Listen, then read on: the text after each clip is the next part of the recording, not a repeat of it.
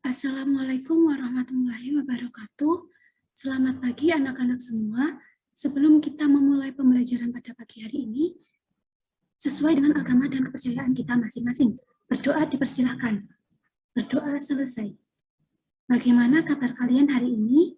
Ibu harap kalian tetap sehat dan semangat untuk mengikuti pembelajaran pada pagi hari ini.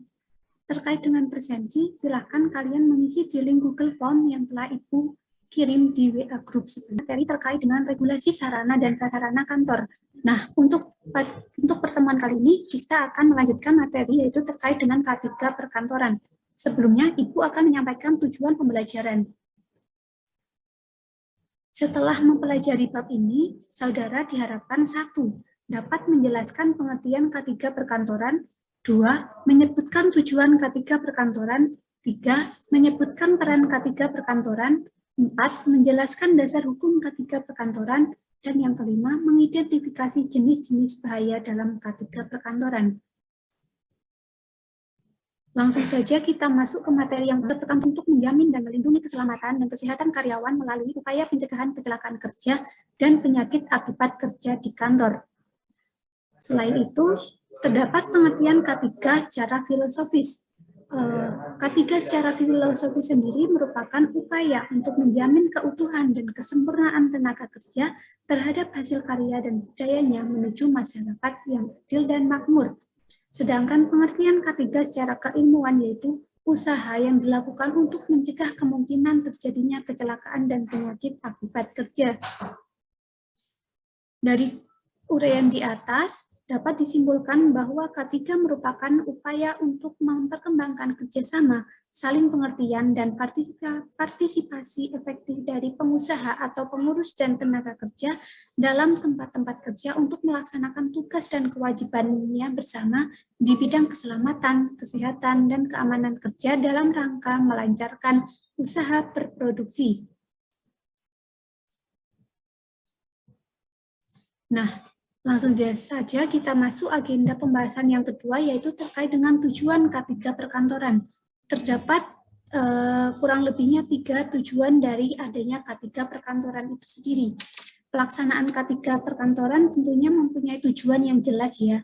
Artinya K3 perkantoran tersebut dilakukan untuk mencapai beberapa hal sebagai berikut. Yang pertama, untuk mewujudkan kantor yang sehat, aman, dan nyaman demi terwujudnya karyawan sehat, selamat, bugar, berkinerja, dan produktif. Yang kedua, untuk memelihara kesehatan dan keselamatan lingkungan kerja. Dan yang ketiga, untuk menciptakan tempat kerja yang aman dan sehat dan bebas dari pencemaran lingkungan. Selanjutnya terkait dengan peran K3 perkantoran. Apa saja sih peran dalam K3 perkantoran itu? Mari kita bahas bersama. Yang pertama, setiap tenaga kerja berhak mendapat perlindungan atas keselamatannya dalam melakukan pekerjaan. Yang kedua, setiap orang yang berbeda di tempat kerja perlu terjamin keselamatannya. Dan yang ketiga, setiap sumber produksi perlu dipakai dan digunakan secara aman dan efisien. Dan yang keempat, untuk mengurangi biaya perusahaan jika terjadi kecelakaan kerja dan penyakit akibat hubungan kerja. Nah, peran K3 perkantoran itu untuk beberapa poin yang telah Ibu jelaskan tadi ya. Selanjutnya ada dasar hukum K3 perkantoran. Nah, dalam pelaksanaannya K3 perkantoran ini tentunya ada dasar hukum yang dipakai sebagai acuan atau pedoman sehingga keberadaannya dapat dipertanggungjawabkan di mata hukum.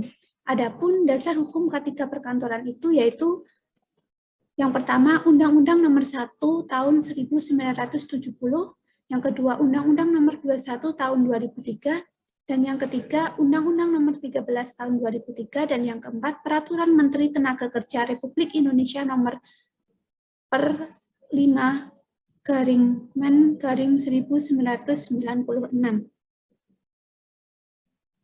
Selain itu, terkait dengan dasar hukum atau regulasi K3 perkantoran diatur dalam PMK nomor 48 tahun 2016 yang berisi tentang standar keselamatan dan kesehatan kerja perkantoran. Peraturan yang berlaku mulai November 2016 ini memiliki 4 poin standarisasi K3. Adapun standarisasi keempat standarisasi K3 perkantoran tersebut akan dijelaskan sebagai berikut. Yang pertama ada keselamatan kerja, yang kedua ada kesehatan kerja, yang ketiga ada kesehatan lingkungan kerja perkantoran, dan yang keempat ada ergonomi perkantoran. Dari keempat poin standarisasi K3 tersebut harus dipenuhi oleh perusahaan untuk menciptakan pekerjaan kantor yang aman, nyaman, dan efisien untuk mendorong produktivitas kerja. Dalam PMK ini juga diatur terkait dengan standar keselamatan kerja, meliputi persyaratan keselamatan kerja perkantoran dan kewaspadaan bencana perkantoran. Kewajiban bagi tiap perusahaan untuk menjalankan K3 ini tertuang dalam Part 4 dan Pasal 28. Selain mengatur tempat kerja yang aman dan nyaman, dalam regulasi ini dijabarkan pula manajemen tanggap darurat gedung saat terjadi bencana.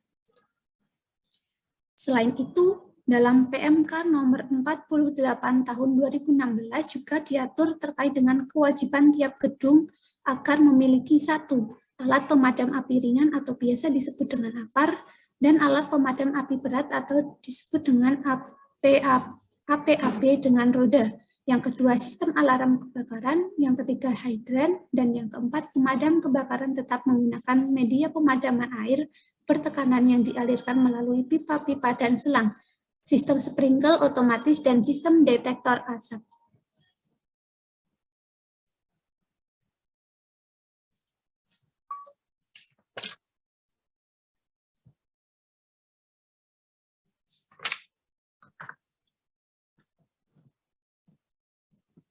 Nah, selanjutnya akan kita bahas terkait dengan urgensi K3 perkantoran. Yang pertama itu, kantor merupakan tempat kerja yang mempunyai faktor risiko dan potensi berbahaya. Yang ketiga, profil masalah kesehatan karyawan di Indonesia tahun 2005 setidaknya sebesar 40,5% terkena kudrat, 8% penyakit jantung pembuluh darah, dan 6% gangguan syaraf. Yang ketiga, rata-rata pekerja di kantor bekerja kurang lebih 8 jam sehari. Dan yang keempat, Rizkedes tahun 2013 berdasarkan hasil penelitiannya memperoleh bahwa prevalensi cedera karena kelalaian karyawan sebesar 94,6%. Nah, dari kegiatan-kegiatan tersebut tentunya mendorong para pemangku kebijakan dalam agar dapat mengimplementasikan K3 perkantoran dengan baik dan benar.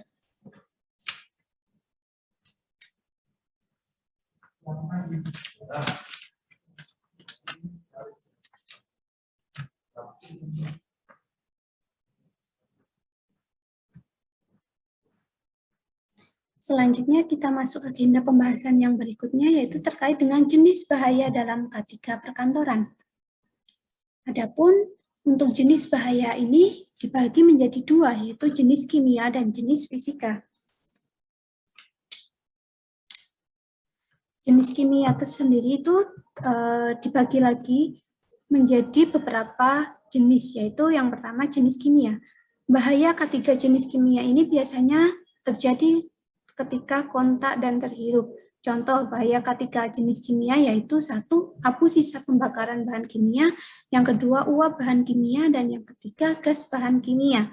Sedangkan jenis bahaya dalam K3 perkantoran, khususnya dalam jenis fisika, yaitu suatu temperatur udara yang terlalu panas atau terlalu dingin, keadaan yang sangat bising, keadaan udara yang tidak normal. Contoh bahaya K3 jenis fisika yaitu 1, kerusakan pendengaran, 2, suhu tubuh tidak normal, 3, jenis proyek atau pekerjaan, 4, pencahayaan yang kurang, 5, bahaya pengangkutan barang, dan yang keenam, bahaya yang ditimbulkan oleh peralatan. Nah, akan Ibu contohkan juga terkait dengan contoh bahaya K3 jenis proyek atau pekerjaan. Untuk contoh bahaya K3 jenis proyek atau pekerjaan itu sendiri yaitu ada 1, kerusakan penglihatan, 2, pemindahan barang yang tidak hati-hati sehingga melukai pekerja, dan yang selanjutnya peralatan kurang lengkap dan pengamanan sehingga melukai pekerja.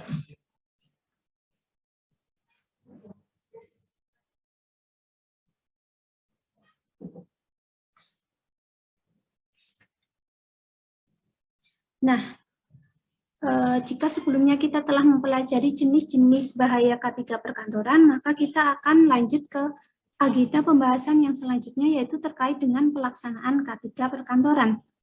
Ada beberapa hal penting yang harus mendapatkan perhatian sehubungan dengan pelaksanaan K3 perkantoran, yang pada dasarnya harus memperhatikan dua faktor, yaitu faktor indoor dan faktor outdoor, yang jika diuraikan akan dijelaskan sebagai berikut. Yang pertama itu ada konstruksi gedung beserta perlengkapannya. Desain arsitektur terutama mengacu pada aspek K3 perkantoran harus diperhatikan mulai dari tahap perencanaan hingga tahap pelaksanaan. Misalnya saja, yang pertama seleksi material. Misalnya tidak menggunakan bahaya yang membahayakan seperti asbes dan lain-lain. Yang selanjutnya ada seleksi dekorasi. Disesuaikan dengan asas tujuannya, misalnya penggunaan warna yang disesuaikan dengan kebutuhan. Yang selanjutnya tanda khusus dengan pewarnaan kontras dan kode khusus untuk objek penting seperti perlengkapan, alat pemadam kebakaran, tangga, pintu darurat, dan lain-lain.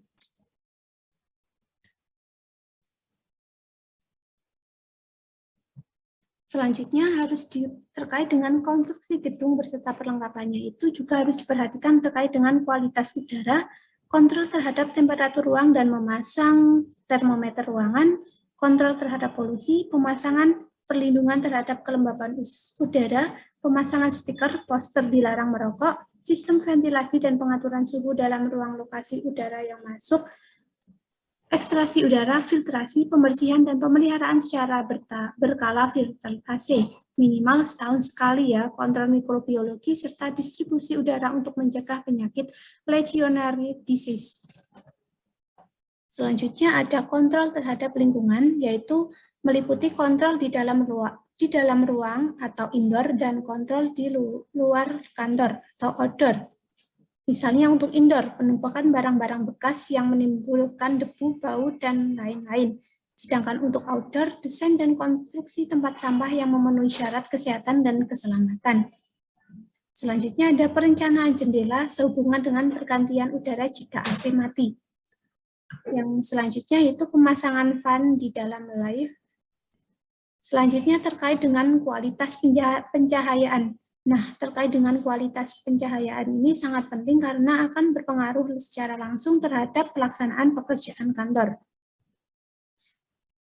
Suatu kantor perlu mengembangkan sistem pencahayaan yang sesuai dan dengan jenis pekerjaan untuk membantu menyediakan lingkungan kerja yang sehat, aman, secara berkala diukur dengan luxmeter.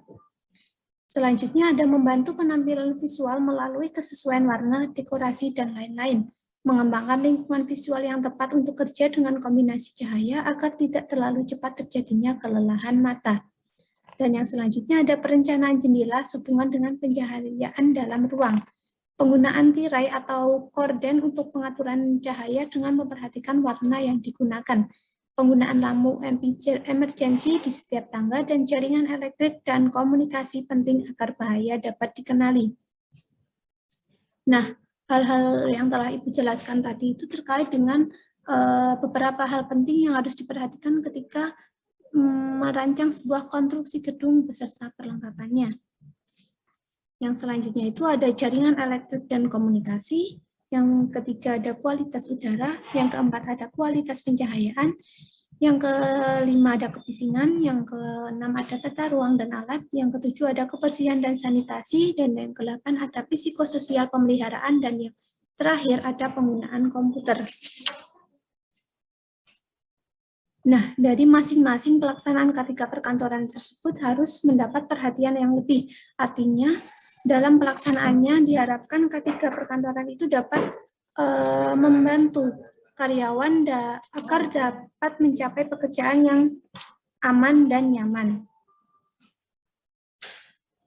Mungkin itu saja dari pembahasan yang dapat Ibu sampaikan pada pembelajaran hari ini. Baik anak-anak, Ibu cukupkan untuk pembelajaran pada hari ini. Tetap semangat, jangan lupa untuk belajar. Terkait dengan tugas pada pertemuan hari ini akan Ibu share di grup. Jangan lupa untuk dikerjakan dan dikumpulkan minggu depan. Ibu akhiri, wassalamualaikum warahmatullahi wabarakatuh.